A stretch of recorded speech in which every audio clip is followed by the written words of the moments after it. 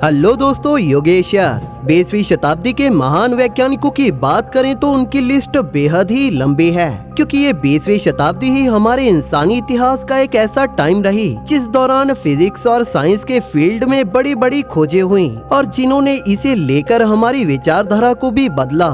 इसी 20वीं शताब्दी में एक महान वैज्ञानिक ने जन्म लिया और अपनी खोजों से पूरी फिजिक्स और साइंस कम्युनिटी को प्रभावित भी किया। इनकी बॉडी की फिजिकल लिमिटेशन इनकी मेंटल एबिलिटीज के लिए एक रुकावट नहीं बन पाई, जिस वजह से इन्होंने कुछ बड़ी बड़ी डिस्कवरीज भी की। दोस्तों, यहाँ हम बात कर रहे हैं सर स्टीफन हॉकिंग की, जो कि मोटर न्यूरॉन डिजीज नाम की बीमारी से ग्रस्त थे, लेकिन इसके बावजूद जिन्होंने गॉड की existence, black holes, big bang और मल्टीवर्स पे अपनी कई बड़ी बड़ी थ्योरीज दी। इनके कई बड़े बड़े इंटरव्यूज भी हुए, जिनमें इनसे कई ऐसे सवाल पूछे गए जिनसे ज्यादातर वैज्ञानिक कंफर्टेबल नहीं थे या फिर जिनके जवाबों से लोग सेटिस्फाइड नहीं थे, लेकिन सर स्टीफन हॉकिंग ने इनके जवाब पूरी क्लैरिटी के साथ दिए, जिससे लोग भी उनकी थिंकिंग से काफी ज्यादा प्रभावित हुए। आज हम इस वीडियो में सर स्टीफन हॉकिंग से पूछे गए ऐसे ही 10 सवाल और उनके जवाबों के बारे में जानेंगे। If God does not exist, then why is God considered as omnipotent and supreme authority in every culture of the world? Why is the concept of the God is universal? यानी अगर गॉड एग्जिस्ट नहीं करता तो पूरी दुनिया की हर संस्कृति में ईश्वर को सर्वशक्तिमान और सर्वोच्च अधिकारी क्यों माना जाता है? ईश्वर की अवधारणा सार्वभौमिक क्यों है? प्रोफेसर स्टीफन हॉकिंग ने इसका जवाब देते हुए कहा कि मैं ये दावा नहीं करता कि गॉड एग्जिस्ट नहीं करता। ईश्वर या भगवान एक ऐसा नाम है जिसमें लोग अपने अस्तित्व को जोड़ते हैं और अपने जीवन के लिए शुक्रगुजार होते हैं। मेरा मानना है कि सौर मंडल के इस तीसरे ग्रह पर जीवन और हमारी मौजूदगी के लिए हमें फिजिक्स के लॉज का आभार मानना चाहिए, न कि भगवान जैसी किसी पब्लिक अथॉरिटी का, जिसके साथ व्यक्तिगत रिश्ता जोड़कर हम खुद को भुलावे में रखते हैं। एक अवैतनिक भगवान। Does the universe end and if so what beyond it? यानी कि क्या हमारे ब्रह्मांड का अंत होगा, और हाँ अगर होगा तो इसके अंत के बाद क्या होगा? प्रोफेसर स्टीफन हॉकिंग इसके बारे में कहते हैं कि हमारी आज तक की एस्ट्रोनॉमिकल ऑब्जर्वेशंस इसी और इशारा करती हैं कि हमारा यूनिवर्स एक लगातार बढ़ती रफ्तार से फैल रहा है। ब्रह्मांड अपनी शुरुआत से ही फैलता आया है और ये इसी तरह से फैलता जाएगा, जिसके साथ ये और भी बड़ा, खाली और पूर्ण अंधकार से भरी जगहों को जन्म देता रहेगा। ब्रह्मांड का जन्म आज से 13.8 बिलियन साल पहले हुए एक धमाके बिग बैंग से हुआ था, लेकिन इसका कोई फिक्स अंत नहीं होगा। इसके इसी तरह से फैलने की वजह से पूरे यूनिवर्स में बॉडीज अपनी एनर्जी का पूर्ण इस्तेमाल करते हुए धीरे धीरे एक दूसरे से दूर हो जाएंगी। अब यहाँ पर कोई ये सवाल भी पूछ सकता है कि बिग बैंग से पहले क्या था? इसके बारे में उनका कहना था कि ये बिल्कुल वैसा ही है जैसे सदर्न पोल पर जाकर साउथ डायरेक्शन गायब हो जाती है। उसी तरह से बिग बैंग से पहले भी कुछ नहीं था, क्योंकि बिग बैंग एक शुरुआत थी और एक शुरुआत से पहले कैसे कुछ हो सकता है? Do you think our civilization will survive long enough to make a leap to deeper space? यानी कि आपको क्या लगता है कि हमारी मानवीय सभ्यता इतने लंबे समय तक सरवाइव कर पाएगी कि वह अंतरिक्ष के गहरे हिस्सों में भी सफर कर पाए? इस पर प्रोफेसर स्टीफन हॉकिंग कहते हैं कि मुझे लगता है कि हमारी मानवीय सभ्यता के पास अपने अस्तित्व को बचाए रखने के तब तक बेहतर मौके हैं जब तक हम हमारे सौर मंडल को कोलोनाइज नहीं कर लेते। हालांकि सब पूरे सौर मंडल में पृथ्वी ही एक ऐसी जगह है जो हम इंसानों के लिए सुटेबल है। इसी वजह से अभी ये क्लियर नहीं है कि जब हमारी पृथ्वी ही जीवन के किसी रूप के लिए रहने लायक नहीं रहेगी तो ऐसी कंडीशंस में हमारी मानवीय सभ्यता कैसे बच पाएगी। हमारी मानवीय सभ्यता के वजूद को ज्यादा से ज्यादा लंबे समय तक बचाने के लिए हमें दूसरे सितारों के ग्रहों पर जल्द से जल्द पहुंचना होगा। उनका कहना है कि ऐसा कुछ होने में अभी काफी वक्त लगेगा, इसीलिए हमें उम्मीद करनी चाहिए कि हम तब तक खुद को सरवाइव करने में कामयाब रहें। If you could talk to Albert Einstein, what would you say? यानी अगर आप सर एल्बर्ट आइंस्टाइन से बात कर पाते तो आप उनसे क्या कहते? इसका जवाब देते हुए प्रोफेसर स्टीफन हॉकिंग कहते हैं कि मैं उनसे ये पूछता कि वो ब्लैक होल्स में बिलीव क्यों नहीं करते।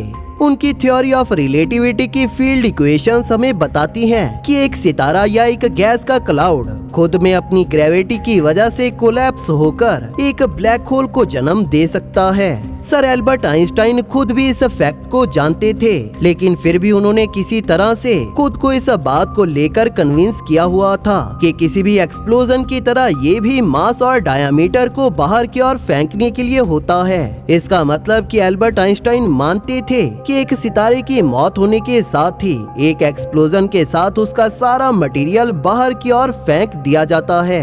लेकिन अगर वो एक्सप्लोजन हो ही नहीं और सितारे की मौत थी, उसका सारा मास बस उसके एक बिंदु जितने पॉइंट में कोलैप्स होकर इकट्ठा हो जाए तो Which scientific discovery और advancement would you like to see in your life time? यानी ऐसी कौन सी वैज्ञानिक खोज या विकास है जिसे आप अपने जीवन काल में पूरा होते हुए देखना चाहते हैं? इस पर प्रोफेसर स्टीफन हॉकिंग कहते हैं कि मैं अपने जीवन काल में चाहूंगा कि न्यूक्लियर फ्यूजन हमारी ऊर्जा की पूर्ति के लिए प्रैक्टिकल पावर सोर्स बन जाए। ये न्यूक्लियर फ्यूजन हमें एनर्जी की एंडलेस पावर सप्लाई प्रोवाइड कर देगा, वो भी ग्लोबल वार्मिंग या फिर पॉल्यूशन के किसी भी खतरे के बगैर। What do you think happen to our consciousness after death? यानी मौत के बाद हमारी चेतना के साथ क्या होता है? आपका इसके बारे में क्या मानना है?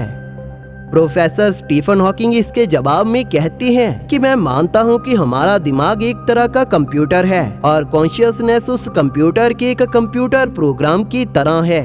ये प्रोग्राम उस वक्त काम करना बंद कर देता है जब उसका कंप्यूटर टर्न ऑफ हो जाता है, यानी बंद हो जाता है। थ्योरेटिकली हमारी कॉन्शियसनेस को न्यूरल नेटवर्क में रिक्रिएट किया जा सकता है, लेकिन ऐसा कुछ करना बेहद मुश्किल है। ऐसा कुछ करने के लिए मृतक की सारी मेमोरीज की जरूरत पड़ेगी, जिन्हें इकट्ठा करना बहुत ही मुश्किल है। Given your reputation as a brilliant physicist, what ordinary interest do you have that might surprise people? यानी आप एक ब्रिलियंट फिजिसिस्ट के तौर पर मशहूर हैं। आपकी ऐसी कौन सी आम रुचियां हैं जो शायद आम लोगों को हैरान कर देंगी? सर स्टीफन हॉकिंग इसके जवाब में कहते हैं कि मुझे हर तरह का म्यूजिक पसंद है, पॉप, क्लासिकल और ओपेरा, हर तरह का। इसी के साथ साथ मैं अपने बेटे टिम के साथ मिलकर फॉर्मूला 1 रेसिंग का भी मजा लेता हूँ। Do you feel that your physical limitations have helped or hindered your study? यानी कि आपको कभी ऐसा लगा है कि आपकी शारीरिक अक्षमताओं की वजह से आपके शोध में आपको फायदा पहुंचा या इससे आपके अध्ययन में रुकावट आई? इस पर स्टीफन हॉकिंग कहते हैं कि हालांकि मैं काफी दुर्भाग्यशाली रहा कि मैं मोटर न्यूरॉन डिजीज जैसी बीमारी की चपेट में आ गया, लेकिन इसके अलावा जीवन के दूसरे सभी मामलों में मैं खासा भाग्यशाली रहा हूँ। मैं खुद को काफी खुश नसीब समझता हूँ कि मुझे थियोरेटिकल फिजिक्स में काम करने का मौका मिला और अपनी पॉपुलर बुक्स की वजह से मैं जैकपॉट हिट करने में कामयाब भी रहा। ये काम कुछ ऐसे गिने चुने एरियाज हैं जहाँ पर फिजिकल लिमिटेशन से कोई फर्क नहीं पड़ता। Do you feel like a huge responsibility to have people expecting you to have all the answer to life mystery? यानी जिंदगी के सभी रहस्यों के जवाब लोग आपसे जानने की एक्सपेक्टेशन रखते हैं। क्या इससे आपको एक बड़ी जिम्मेदारी का बोझ फील होता है?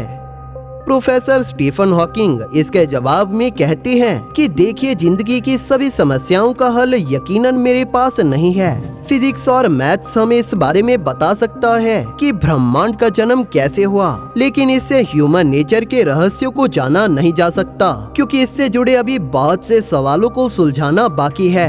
उनका कहना है कि आप सभी की तरह ही मैं इस मामले में अनाड़ी हूँ। दूसरे लोगों की तरह ही मैं भी अब तक इस बात को समझ नहीं पाया हूँ कि लोग किसी चीज पर विश्वास कैसे कर लेते हैं, खासकर महिलाएं। Do you think there will ever come a time when mankind understand all there is to understand about physics? यानी कि आपको क्या लगता है कि कभी ऐसा वक्त भी आएगा जब मानवीय जाति फिजिक्स के बारे में सब कुछ जान समझ जाएगी? प्रोफेसर स्टीफन हॉकिंग का कहना है कि कभी ऐसा मुमकिन नहीं हो पाएगा, क्योंकि फिजिक्स से जुड़े नए रहस्य हमारे सामने आते रहेंगे और अगर होगा भी तो उस वक्त तक मैं जीवित नहीं रहूंगा। तो दोस्तों इस तरह के थे वो 10 खास सवाल जिनका आंसर हमें प्रोफेसर स्टीफन हॉकिंग ने पूरी क्लैरिटी के साथ दिया। आपका क्या कहना है इन सवालों के बारे में और कौन सा सवाल आपको खास लगा, हमें नीचे कमेंट सेक्शन में जरूर बताइए। अगर आपको ये वीडियो पसंद आई तो इसे लाइक और शेयर जरूर करें और इसी तरह की और वीडियोस देखने के लिए हमारे चैनल को सब्सक्राइब जरूर कर लें। बेल नोटिफिकेशन ऑन करना ना भूलें ताकि नई वीडियोस की नोटिफिकेशन आपको अपलोड होते ही मिल जाए। थैंक यू फॉर वॉचिंग दोस्तों, इस वीडियो को अंत तक देखने के लिए आप सभी का धन्यवाद।